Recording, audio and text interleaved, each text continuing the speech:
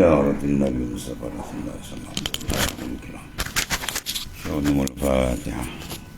أعوذ بالله من الشيطان. بسم الله الرحمن الرحيم. صراط الذين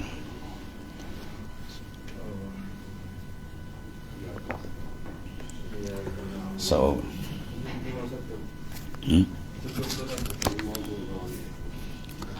Bismillahirrahmanirrahim. Qala ma'alif qala sallahu sirrah. Dan setengah daripadanya situ, sembahyang pada tempat perhimpunan unta, setengah daripada makruhus salah. Benda yang dimakruhkan sembahyang dari segi tempat dia, sebab ini mengganggu kekhusyukan, ya, bau dia, keadaan dia. Dan pula perjiratan, sama ada dibongkarnya atau tiada tanah perkuburan, sama ada dah dibongkar menyebabkan tempat tu tanah tu najis atau tiada. Tetapi jika dibongkar tak dapat tiada daripada dilapitkan, ya, kalau dah dibongkar tanah tu maka naklah sembahyang dia lapitkan, sebab berhubung dengan bekas najis tanah. Dan jika tiada maka tiada sah sembahyang. Kalau sembahyang atau kubur yang dibongkar bermakna tanah tu dah bercampur dengan mayat punya apa? Najis semua tu. Jadi kalau tak lapik maka tak sah sembahyang.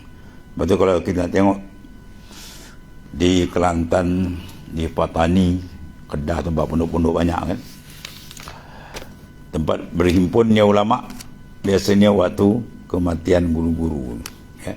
Ketua guru pondok tu meninggal, kita tengok ramai kawan-kawan yang mengaji Mekah yang turun kan. Kadang dia turun, dia lewat pada sehari, jadi dia akan sembahyang jenazah dekat kubur.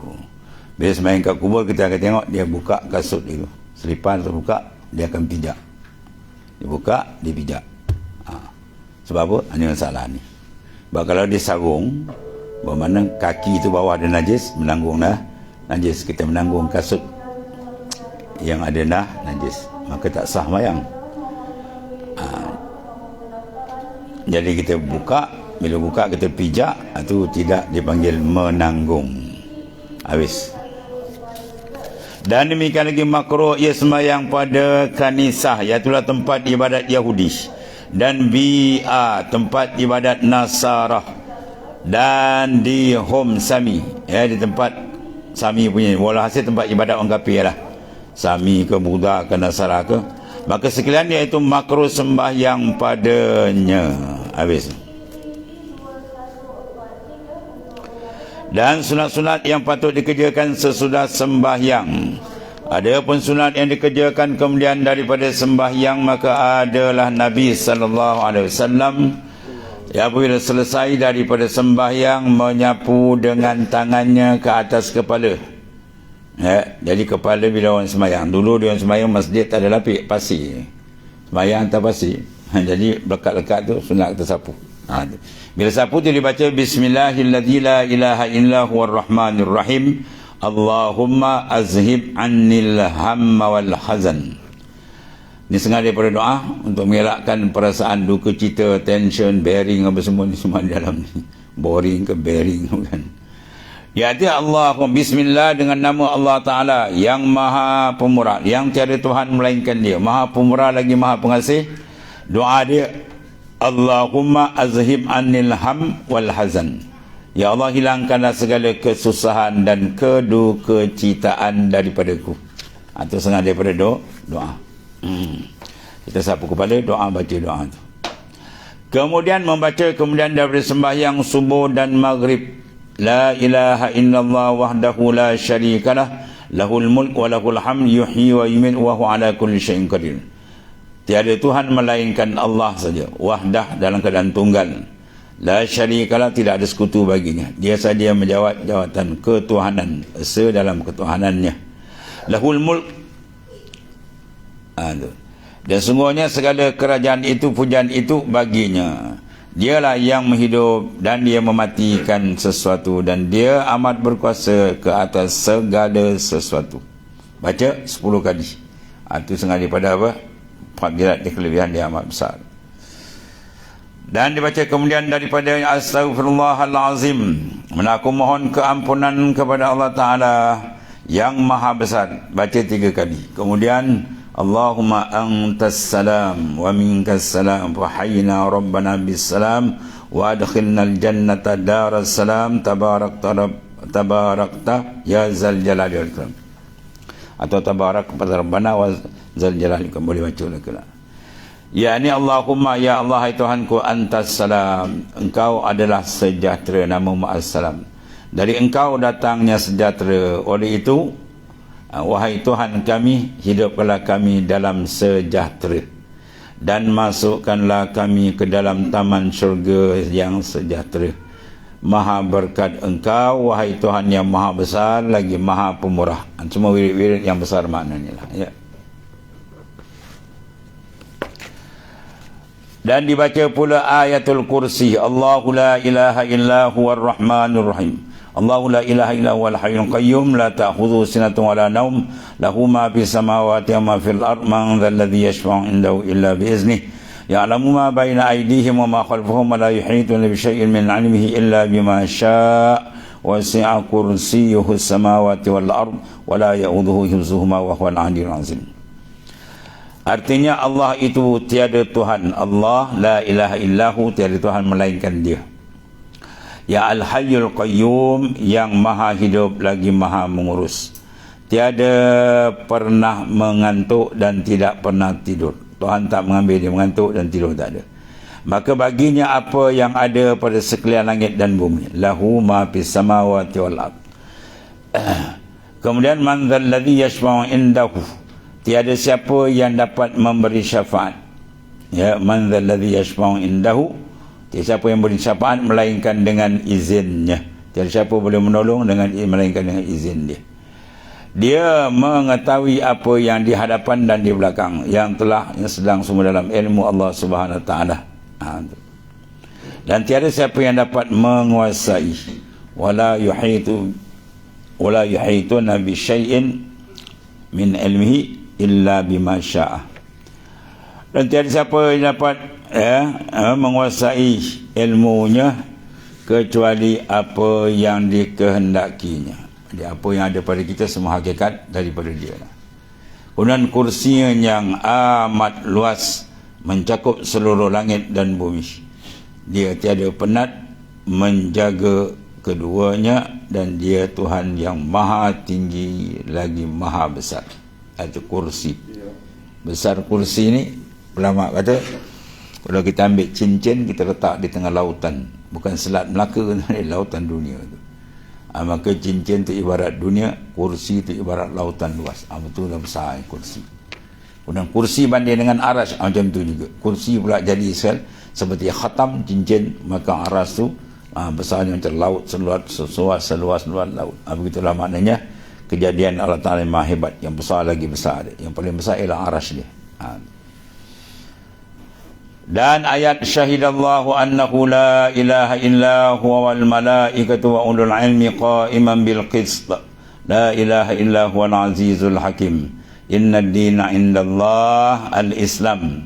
Qulillahumma malikal mulki tu'til mulka man tasha' wa tanzi'ul mulka mimman tasha' wa tu'izzu man tasha' wa tudhillu man tasha' biyadikal khair. Innaka 'ala kulli syai'in qadir. Tulijul laila fil nahari wa tulijul nahara fil lail wa tukhrijul hayya minal mayt wa tukhrijul mayta minal hayy wa tarzuqu man tasha'u bighairi hisab. Artinya Allah Ta'ala naik saksi. Ini syahidallah, Tuhan sendiri menyaksikan dengan adilnya bahawa sesungguhnya tiada Tuhan melainkan Dia. Dia sendiri menyaksikan. Juga para malaikat dan para ilmuwan turut naik saksi tiada Tuhan melainkan Dia yang maha perkasa lagi maha bijaksana. Sesungguhnya agama di sisi Allah ialah Islam. Lain semua ditolak oleh Allah Ta'ala. Katakanlah, ya Allah, Tuhan yang memiliki kerajaan, Engkau kurniakan kerajaan kepada siapa yang Engkau kehendaki. Engkau muliakan siapa yang Engkau kehendaki, dan Engkau hinakan siapa yang Engkau kehendaki. Segala kebaikan itu berada padamu. Sesungguhnya Engkau maha berkuasa dalam segala perkara. Engkau masukkan malam dalam siang, dan Engkau masukkan siang dalam malam, dan Engkau keluarkan hidup daripada yang mati, dan Engkau keluarkan yang mati dari yang hidup, dan engkau kurniakan rezeki yang tidak terfikir kepada siapa yang engkau kehendaki, dan mengucap habis itu. Itu mana kuasa besar Allah Ta'ala semua ni. Ayat ni hebat. Ayat menyaksikan kebesaran, keagungan, kemuliaan Allah Ta'ala yang memiliki segala-galanya, yang bahkan menguruskan putaran siang dan malam tu. Ya, Tuhan masukkan malam siang, siang dalam malam. Kalau tidak begitu, kita pun habis. Pertunggu siang tak ada malam, atau malam tak ada siang. Qul in ja'alallahu lailan sarmadan ila yaumil qiyamah man ilahun ghairullahu biya. Itu Tuhan cabar dalam satu ayat. Katakan sekiranya Tuhan jadikan malam ni sampai kiamat, mati dia. Siapa boleh tukar siang? Allah Ta'ala cabar. Ya, man ilahun ghairullahu ya'ti bidia. Siapa Tuhan selain Allah boleh tukar dia siang? Itulah. Mana wirid semuanya memberikan tamkinul iman, memantapkan lagi keimanan dan akidah kita supaya kita nampak kebesaran Tuhan yang maha dahsyat. Sebab hati bila tak nampak kebesaran Tuhan, confirm dia akan sesat dalam kehidupan dia. Dia babas macam orang tak betul. Tak erti mencari, ya, maknanya tempat pusingan jalan sebenar. Ya. Dia akan jadi babas. Macam orang kafir tu, nampak dia tahu makan kerja, makan tidur. Tu kerja dia. Betul bergebut pangkat, bergebut jawatan. Kan? Itu matlamat hidup, makan minum, sama dalam kandang, rupa dalam kandang. Habis kemudian dia mengucap subhanallah 33. Ya, maha suci Allah. Sebab 8 besar ni. Kalimatan yang hafifatan yang ala lisan, kilatan yang ala mizan, subhanallah bihamdi subhanallah. 8 tasbih yang besar. 2 kalimah, subhanallah wa bihamdi subhanallah. Yang merupakan kalimah yang ringan pada mulut tapi berat timbangan besok di akhirat. Jadi subhanallah makna maha suci Allah. Apa maksud dia? Mana aku sucikan Allah sebagai suci ay minan naqais, daripada segala kekurangan. Disebut Allah yang kita nampak dah terang. Dia zat yang maha sempurna, yang suci daripada segala kekurangan. Berbanding kita sebaliknya, kita dibadut dengan kekurangan. Yang kedua, alhamdulillah. Ya, 33 kali. Segala puji ala balik kepada Allah sebab semua dia punya. Dan Allahu Akbar, Allah yang maha besar 44. Jadi cukuplah 100 kali. Atau kita nak wasal pun boleh, subhanallah walhamdulillah Allahu Akbar. Kemudian dibaca. Ini semua sebenarnya apa tu? Pasatkan kepada kalbi kita. Semua wirid yang kita buat dia, ayat Quran baik, segi tasbih dan tasmid dan takbir tadi ialah ada untuk memberikan sinaran kepada kalbi insan. Sebab az-zikru nurun. Zikir itu mempunyai nur yang menerangkan hati. Iza kasral azkar kasral anwar. Bila banyak zikir banyak nur. Wa iza kasral nasafal asran. Bila banyak nur maka sir dia akan cantik bersinar cahaya. Wa iza safal asrar kana ma Allahi qaran. Dan bila batin dia terang maka dia sentiasa qalbi dia dengan Tuhan. Jasad dia dengan makhluk, ya, tapi qalbi dia dengan Allah. Itulah sunnah yang paling besar yang ada pada Rasulullah SAW. Ya, jasad dia dengan makhluk, rohani dia dengan kekasihnya. Itulah Allah Subhanahu Wa Taala. Sebab itu disuruh kita apa? Memperbanyakkan zikrullah. Kemudian dibaca la ilaha illallah wahdahu la syarikalah lahul mulk wa lahul hamd yuhyi wa yumiit wa huwa ala kulli syai'in qadir. Tiada Tuhan melainkan Allah jua. Tiada sekutu baginya. Kerajaan dan pujian itu baginya. Semua maknanya menunjukkan kebesaran dan keagungan Allah. Dialah yang menghidup dan mematikan suatu, dan dia amat berkuasa ke atas segala-galanya.